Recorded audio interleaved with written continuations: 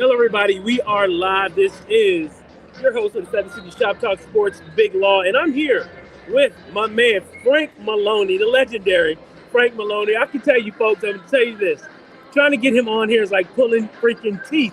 But frankly speaking, is his show out of Richmond, Virginia. Make sure you guys check him out. But we're here covering this Clemson versus University of Virginia basketball game. And I can tell you, you talk about pulling teeth, this was very, very painful. Frank, you got to fill in on here. Tale of two halves. Okay. Sadly, Virginia had a good week of prep for this game. They came out and executed. They played good low post defense and denied Clemson a lot of opportunities down low. Got the rebounds. Virginia won the rebound battle in the first half. Remember I said that, 18-15. They were shooting at a high rate on threes. What we got here? In the first half, Cavaliers shot 50% from three. 50% from three. And guess what? That's what they kind of ended up with. Sadly, they didn't shoot enough of them. Clemson just started guarding them all over the court, and Virginia settled for bad shots and made boneheaded turnovers. And quite honestly, it was a tale of two halves. It's kind of sad. There was a point in time at the beginning of the second half, I felt like Ron Sanchez, the head coach of Virginia, should have called the timeout. He kept waiting for the media timeout. And let me tell you, it came too late. When he finally called the timeout, he was losing. And Virginia never caught up. They were down 39-40. 39-40 with 13:51 to go in the game. And Virginia never recovered from that. They called the timeout at, say, I don't know, the 16-minute mark, 17-minute mark. You're not worried about that. Just worry about them. Stop worrying about that media timeout. Right. Call the timeout. Get your kids' heads straight. Virginia gave up a lot of backdoor cuts and sort of mid-post. Well, they spreaded them out. Sure. They started running their offense with more of a spread set, and then that's when they started really back cutting them. They gave up layups. Yeah. Yeah. If I'm a head coach, I stop the game right there and say, hey, what are we doing here? Right. You guys know how to defend this. What do we do? And I'd wait for the kids to tell me in the huddle. You know, this was a painful game. It was very painful. I mean, I'm thinking, we're getting ready to pull off another huge upset like they did earlier in the week when they beat Wake Forest. And they beat them handedly. Yes. And Wake Forest is a team that's going to probably, with them winning, they may not get into the tournament. But before that game, Wake Forest was definitely on the bubble of getting in to the NCAA tournament. They were like the last four out and trying to play their way back in. Mm-hmm. I don't know what Wake is doing today. I actually like Steve Forbes. He's a funny guy. Whenever he makes a bad mistake in a press conference, he says, "Oh, that's the JUCO in me," because he came from the JUCO college. He's a heck of a recruiter too. He's a good guy. They've spent money down there to get the players. Virginia, they could not sustain the momentum they built in the first half, and it was painful to watch. Yeah, it was painful to watch in the second half. I can tell you, the score at halftime. I mean, the UVA was up by 6 points. Yep. And I'm thinking to myself, all right, they got a chance to pull it off. Isaac McNeely, the start of the game was 3 for 3. Yes. Was bombing away. They were also had Anthony Robinson. I call him Rock. Yeah. And he was playing tough in the middle. But then they started to get into some foul trouble, which I think really, really gave them. It kind of shell shocked them a little bit, slowed them down. Yep. They stopped being so aggressive. Yes. Which to me, with a team like Clemson, who really is a grind you out kind of a team. Yes. And that's how they've always played, especially since they've become a good basketball program. Coach Brad Burnell has taught over these years. What has he been there? 16, 15 years. He's taught good, sound defense, and that sound defense showed up in the second half. And Virginia took so many bad shots and maybe so many dumb turnovers. The writing was on the wall. With 10 minutes to go, it was hapless. Yeah. And people started leaving with 8 minutes to go. Which kind of sad. I was about to say, sad because that's something this year. We've seen happen quite a bit. Clemson really, they shot 1 of 10 from the 3-point line and still wound up beating the Wild, who's about 12 points. Well, Virginia played the arc pretty well. They didn't play the give and go to start the second half worth a nickel. They overplayed a lot of stuff. That's why they got backdoored. Yeah. That's why they were.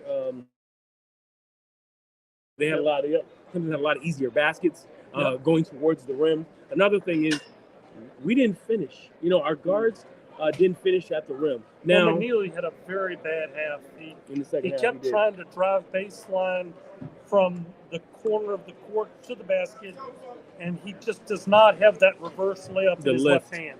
He doesn't have the lift on the other side. But that's not his. He doesn't have that kind of touch on that kind of shot. Well, you said it at about 4 minutes left. You said, "Where's Dede Ames?"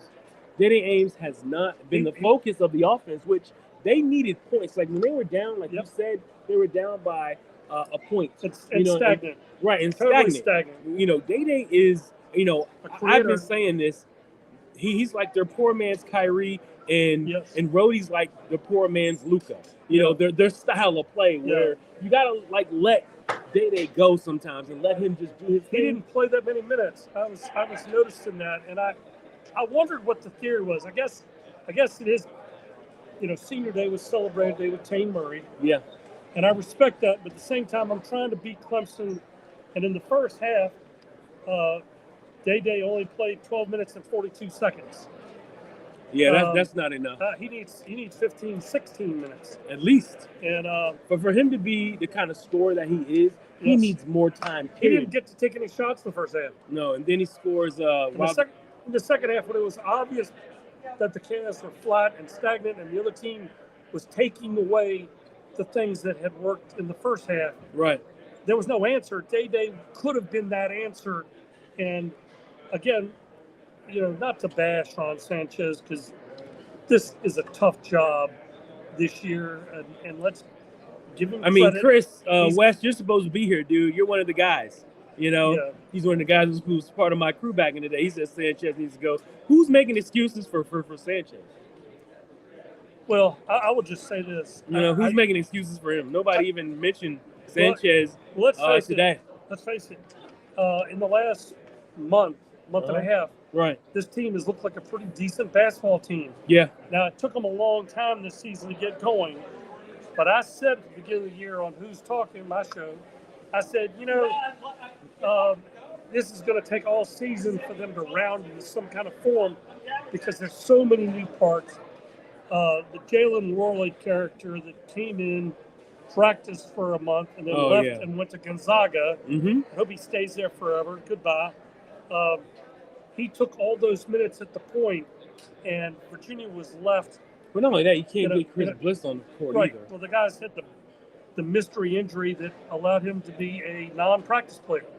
Yeah. So I've said since we found out that he'd been cleared by the medical community about 5-6 weeks ago, put him on a bus.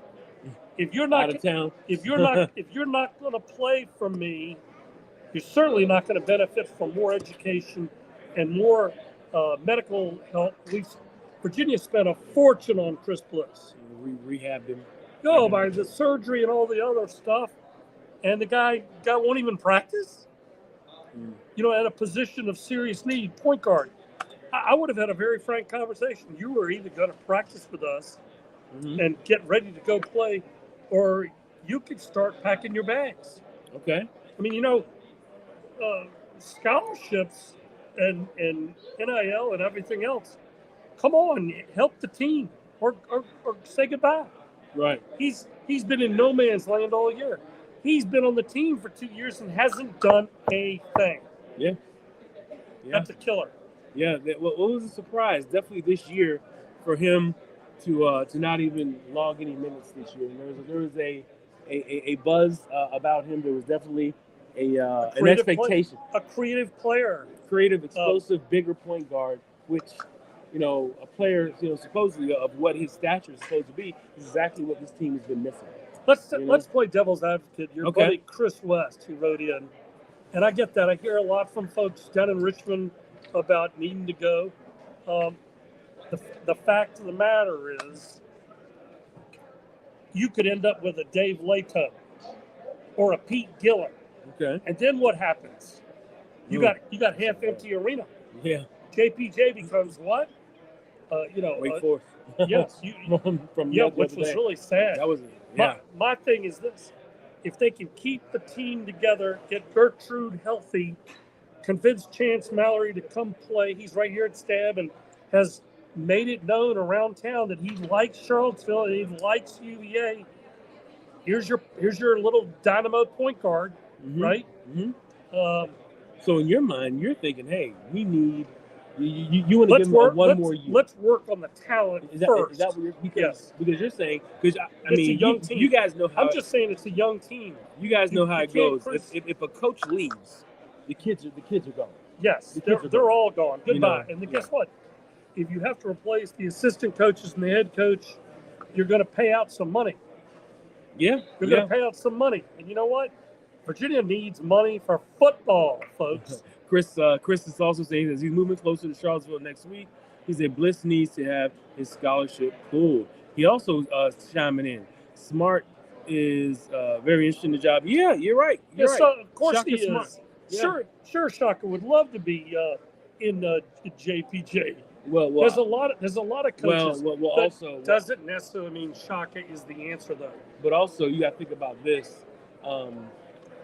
Ryan Odom, everyone also used back in the day Washington Commanders to get larger contracts for teams that they wanted to stay at. Yes. So who's to say, and that's something that I'm afraid of, where a whoever player, coach, or whatever will want to say, hey, they'll use Virginia as, hey, I want to go to Virginia, but if you give me more money, I'll stay here.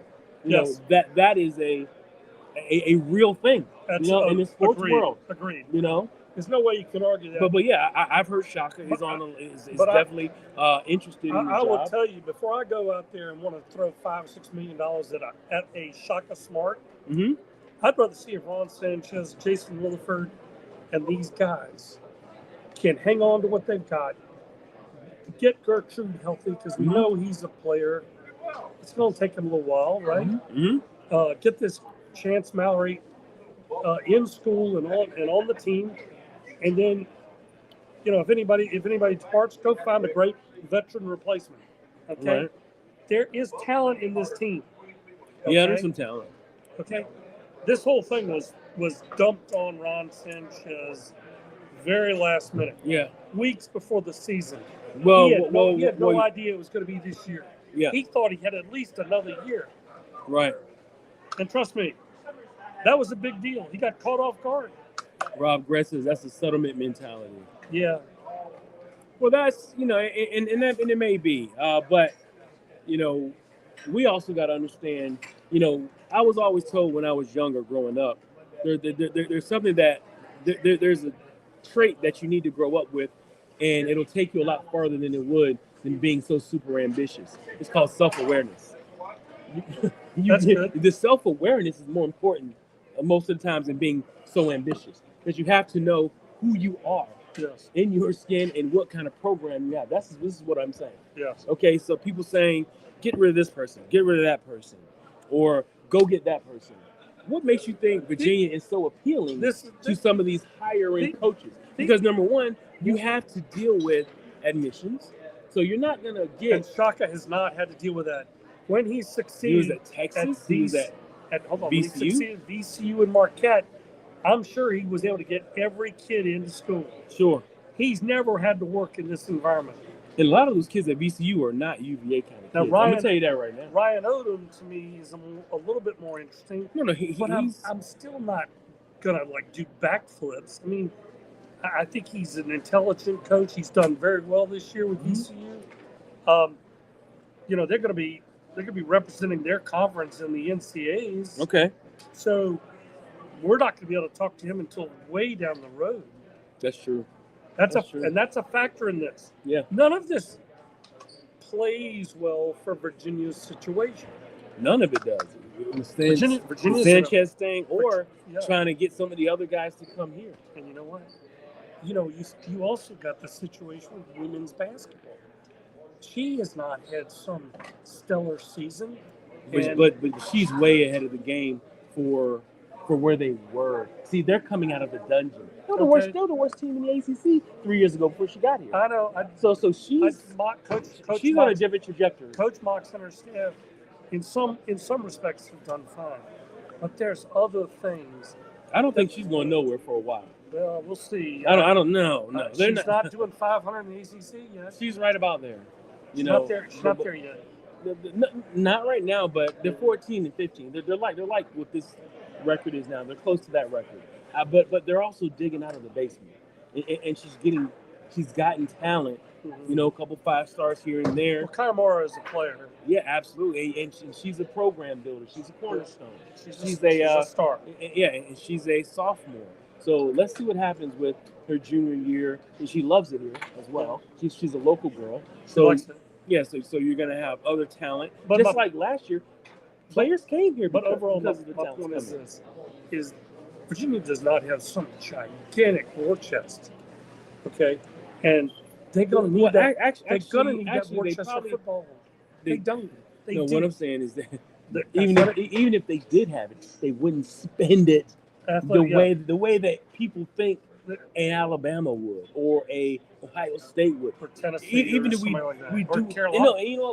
Carolina just they had the deep pockets, $60 million in their football program. UVA is not going to, even if and they do have it. UVA has money. They got money in their coffers. They're just not going to spend it. Remember, this is I said this in my show last week. This is a conservative school. Very judicious about it. Yeah, very judicious. They don't just throw money around. That's right. That's why they're going to let the coach play his contracts out. Yes. All these coaches always play their contracts out, and then they make a decision at the end of the year. That is a conservative approach to a lot, and this is kind of how they are. And that's, when you sign up to be a UVA fan, you kind of have to deal with that. Yes. Even when coaches are doing bad, they just didn't fire Tina Thompson, and she was bad for a long time. She wouldn't go out and interact with alumni. Sure, but they let her. She should never have been hired. Sure, but she played her contract out. They let her play her contract out, just didn't rehire her, and she had a lot of bad years. You know what I mean? Terrible. Well. She drove the bus over the cliff. Now I do agree that Coach Mox is restored some credibility. The win last year against VPI here at a sold-out JPJ was an exciting moment. Right. I have to give her that. Yeah, they're selling more tickets than ever. She did get this card, and she's a terrific player. Yeah. She's got a few girls that are. Well, she's got the girl in the paint that can play. Lattimore, yes, Lattimore. So, but I'm just saying, if things were to go sideways on her, you'd have to go out and get a new women's coach. So the three biggest revenue sports: football, basketball, women's basketball. A lot of pressure right now. Well. Listen, UVA's athletics department needs these sports to turn it around. Well, I'd had a show where we talked about, could we have 3 lame duck coaches at the 3 lame duck employees at the highest revenue sports. No, but it was more than that. It was like President Ryan. Oh yeah. Is Carly going to be here? Is Kelly going to be here? And then Tony leaves. So it was like the top 4, highest profile. Are they going to be here? Chris is saying Ron's recruitment almost recruited all these transfers. It's going to come down to Smarter Sanchez. Mox isn't going anywhere right now, but she needs to make the NCAA tournament next year. Yep. Sure. I mean, that's something that we're used to. But she hasn't set the world on fire this year. Look at Heath. What are your sources? No one knows if Smart will come or anyone else until you talk about money, all about the money. Sure. Well, I don't know that truly. Why would Shaka leave Marquette? He's got a great situation. He does. He's got a great situation. He's coaching at a school that loves his his work there, and they've been in the top 20, 25 all year. I think they've had they're religiously in the top 25. Well, they've lost some games in the last week or so. I've been watching them. Right. They're not closing the season with a flourish. Sure. So he's got to find a way to get the fire back. I don't know who they're playing today. It's interesting to see. I don't think Shaka would turn down a meeting to be interviewed for this job. No, from what I've heard from some of my media guys is that he said he'd take the job. They said that, if offered, he would take the job. Now, I guess it would like Heath saying does come down to the numbers. It's a better job than the Texas job. This is a basketball school. Texas is a football school. He went to Texas. I think it depends on if you're talking about your pocket. Listen, you're talking about. I know, but they spent a lot of money on him there, but buddy. When he didn't make it happen right away, they got rid of him. Well, that's why I was saying you got a conservative approach school, and then you have a school that's not conservative. See, now Marquette does not have deep pockets, I don't believe, but I do think they're going to pay Shaka as much as they can. Yeah. Because I was saying earlier. I said, are we going to be used? Yeah. Are we going to be used as a school that say, hey, I think I'm thinking about Virginia. Al McGuire had the great quote back in the days when he had Bo Ellis. Mm-hmm. He made the famous comment, the best thing about a freshman is one day they become a sophomore. Say that again? He said the best thing about a freshman is one day they become a sophomore. For sure. And we used to laugh about it all the time. College basketball's changed radically. Today, a really talented freshman can change everything. Yeah. It's a different world. For sure. But these are difficult times for UVA, and this was a tough loss today in an environment that was ready for the upset. They really were. And the team was ready for the upset. Well, they had to set and then up. they come out of halftime and they laid an egg. That was a huge egg. Yeah, they laid an egg. Robert is saying Smart is a Wisconsin native, and he's well loved there. Yes. He earns $2.2 million a year, and UVA could easily surpass that. Yes. Okay. I can't disagree with that. I thought he was getting paid about $2, so that's good to know. I mean, believe it or not, the more he's accustomed to the Commonwealth, being he was a VCU coach and had a lot of success there. So I hear the rumor. Would he want to come back to the Commonwealth? The rumor I always heard in the last month or so has been Ryan Odom. Ryan Odom. I've heard that too. It's 9 out of 10 people ask me on the street, "What do you think of Ryan Odom?" Mm-hmm. And I go, "I don't know. I'm going to try to get down to the Siegel Center in the next week or so to catch a game or two and watch him in action." Sure. Courtside, not just on TV. Mm-hmm. I'm curious to see how they handle that tournament that's coming up. Okay. This will be a big litmus test for him. See how they handle that. Now he has a veteran team. Yeah, People that have not looked at their roster. I believe he has 4 or 5 seniors, and he's got a junior. Mm-hmm. And they can play too. Buddy. That's completely different than what Ron Sanchez got dealt. Ron had those kids can play too. Redshirt freshmen and second years, and the only fourth year he had is a guy in the McIntyre School of Commerce. Mm-hmm. Tane Murray. He's going to make a lot of money one day. Yeah, well, he's going to make a lot of money. He's got that accent, buddy. And if you know finance, well, not only that, he's going to probably play overseas as well. I think he's going to skip that and go to some Fortune 500 corporation. Can do that too. But strange game. I can't remember the last time I saw Virginia play that well in a half, and then come out of halftime and play that poor. Just bomb it out, right? That was. Well, I can tell you, viewers and listeners, this has been great with my man Frank Maloney in the building, from speaking with Franklin speaking, and also who's talking as well in Richmond, Virginia. Maybe we'll do a little bit more of these. I can send him a link and I can actually get him up, and we can do a Brady Bunch kind of a thing where he's on this side like a Zoom stream as well. So, well, I like to see your listeners chiming in with their thoughts. Well, this is how I do it. Tell them, viewers and listeners, this is how we do it. I tell you, they come in, they chime in, and we comment. And sometimes I'll send them a link, and they'll pop in here. I very much enjoy it. And the banter, right. And they're obviously very intelligent. Yes. These are some of my top guys. And Robert. Yep. Those are some of my top guys. Rob Craig. Yeah, these are my regulars. And Wesley. Yeah, all those guys are my regulars. They obviously know the. He was my college basketball. Robert was one of my show hosts, and so was Chris West. They used to host a show with me. So yeah, I got 4 other show hosts. These folks in this picture here, they're also I part of will. my I show. will. I As see one of your little bullet points there. I'll tell y'all something about Shaka Smart.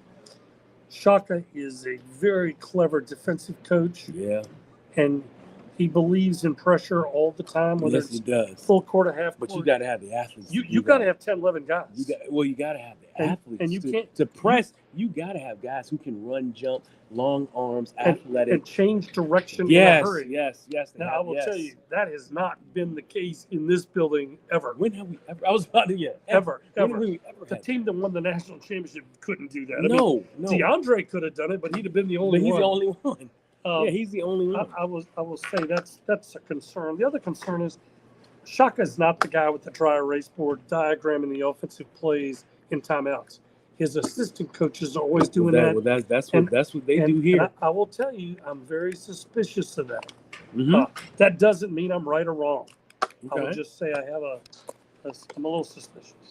Okay. Well, I can tell you, this has been great, everybody. It's been a lot of fun. This is what we'll do. Maybe I can LJ, get Frank on you again. and I always have fun. Yeah, we always do well. We need to have an R-rated version where we do after dark. We can do it. We can just unleash a little profanity every now and then. Well, I'm not FCC regulated, so we can do what we want, right now and then forever. So, but I appreciate you coming on, Frank. Thank you. And maybe we can get you on again sometime soon. But we got to thank all of you viewers and listeners for hanging out with us as of now. But thank you for tuning in. But the shop is closed. Thank you, guys, and I will see you guys on Tuesday night. Thank you. Bye-bye.